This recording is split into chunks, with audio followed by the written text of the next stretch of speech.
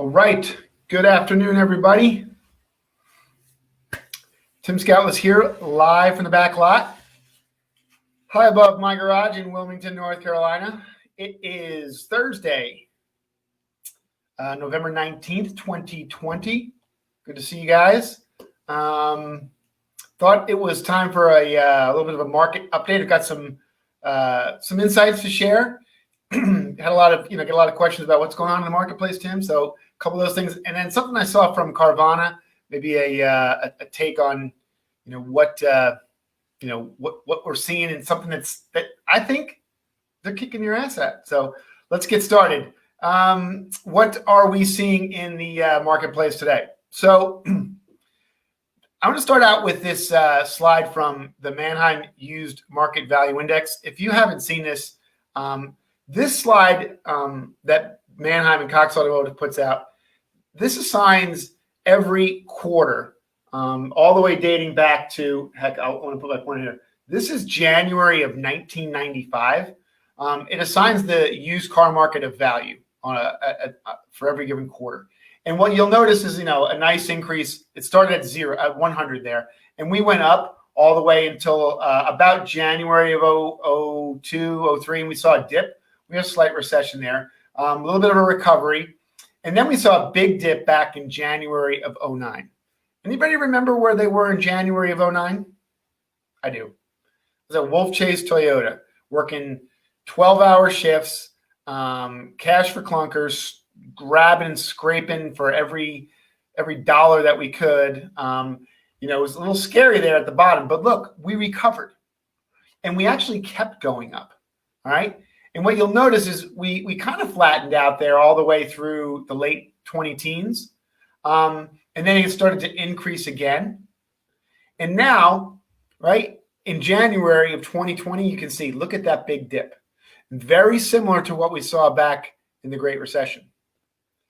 And you'll notice though that recovery, that springboard is a skyrocket back to the top here, okay? So, yes, are we seeing a little bit of a check back? Yeah. I mean, if history is any predictor of what's going to happen next, we'll see a little bit of a wobble here, but we're not, I don't see us coming back here, certainly not coming back here, okay? So, why do I say that? So here's it's a shorter view of what's going on here. But this is the wholesale auction volume from j.d.power from this year. I've shared this slide a bunch, but what you'll notice is, right, we started the year at 112,000 units running a week. We dipped in April, right? And we kind of came back. We probably peaked here in June. Slowly, we've been coming down in wholesale volume. We just never saw the volume at the auction that we had anticipated, that we missed here. Never saw the repos, never saw the rental cars. So if you're feeling like, there's not a lot of inventory out there, you're right. But here's the thing that a lot of guys are feeling. It's like, where's the pain? Where's the pullback in the prices? Because I'm not seeing, any continued rise in price. And that's right. We've seen, according to j.d.power and NADA, 12 weeks of decline in wholesale prices. Okay, now it probably don't feel like prices are back. Depending upon what kind of inventory you have. If you have inventory that you bought up here or maybe even here, it's not that big of a drop. It's certainly not where we were back here. Okay, and remember the graph from earlier. I don't know if we'll ever get back here. Okay. So be patient. I think you got to be really selective on what you have, and you've got to be good online.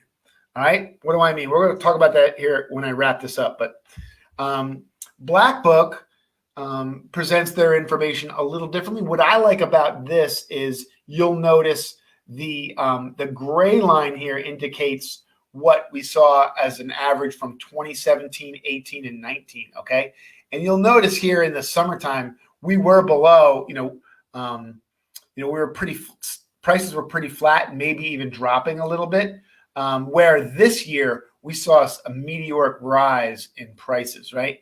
Only recently have they come back and now we're in a more normal environment. Things that maybe what you guys are used to. Now, remember from before, prices are up, right? I'm just talking about price changes here. The changes are more normal, but the prices are probably way higher. Okay. Wholesale auction sales rate. This, I thought we would see a rise here. We did not. We got up to as high as about 68% sale rate. We started the year at 70. We've never really seen 68 since the beginning of June. Only recently have we maybe seen an uptick. But listen, the volume is just not there. And people are used to these grosses. So I think everybody's going to be holding on to the gross. So you're going to be very, very selective in what you carry. Online listings, 11% below from the start of the year as of today. So yes, there's the big gap. This was last year where we were. This is where we are this year. I think I've said this a bunch, and they say it in the article. The nicest cars aren't making it online. I don't think it makes up for the gap here, but the nicer cars are getting sold way before they get online. But still, online listing way down from last year, but on the rise. Online listing prices. So this is the average price. If you took all the cars listed online, all 6, 7, 8, 9, whatever million there are online at any given day, what's the average price? You can see we took we bottomed out here in June, but you guys just kept holding and increasing price as demand went up. Right, we saw prices peak out here in October. I think only recently have we seen prices start to come back down on the retail side. Right, wholesale is a little different. They don't kind of talk to each other. Yes, do I think we'll see a pullback here? Some of the more aggressive, the volume guys, the turn guys will probably start to release some things. I think that there's, room though to hold on to your nicer, cleaner, low mileage inventory. Not your late model stuff, but definitely if it's unique, let's continue to try and get the gross. So, this was interesting this week from Black Book. The percentage of automotive accounts and hardships. I've shared this before. I mean, we are way, way up from where we have been historically. We're typically less than 1% of in hardship. We are looking at almost 4%. It's been a nice decline. It was up as high as 7, now down to below 4. Here's what's a little scary though, guys. If you are in this game, this is the percentage of automotive accounts in hardship that are subprime. So if you're a subprime dealer and you found it hard to get a loan these days, well, Jesus, no doubt. Okay, we're seeing a lot of these accounts in hardship right now. I'd love to know if you guys are seeing these accounts. Are we repoing these guys though? I'm not in that world, but I imagine at some point if people don't pay their bills, you don't take the car, right? Because cars are worth something these days. So if he can't pay his bill, but maybe this is tied to the stimulus package. I'm not sure, but I think it's interesting to see the number of accounts where people are behind in their bills. So key takeaways here, right? You got to be good online. You've got to I focus on your photos, your descriptions, the trade-in process, and whatever you're doing. Customers, the traffic to the show floor is down. You've got to be good on the trade-in process. And man, check out your customer offer, your customer experience. I mean, are they getting treated all right online? I know if they came to the showroom, they would be treated, the right way. Are you doing that online?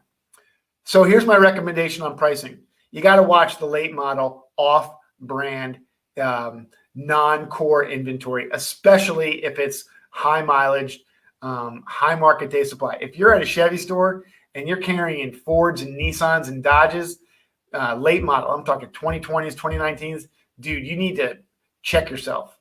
I think your core inventory, right? Your Chevys, maybe even a GM product, okay, if you can certify it. But anything off-brand, if it's high mileage especially, I think it's time to hit the eject button. Find this is where you're going to find these cars when you trade for cars, right? 2017s and older, well-equipped, leather, roof, wheels, navigation, right? Premium packages, low miles, right? Clean. Hey, church, bingo, the liquor store. That's where the lady, who drove it went to. Where are you gonna? You're not gonna find these cars at the auction. You're gonna find them at the trade desk, or tell customers you buy cars. I mean, it's where I'm gonna lead me to my final point here about what Carvana is doing.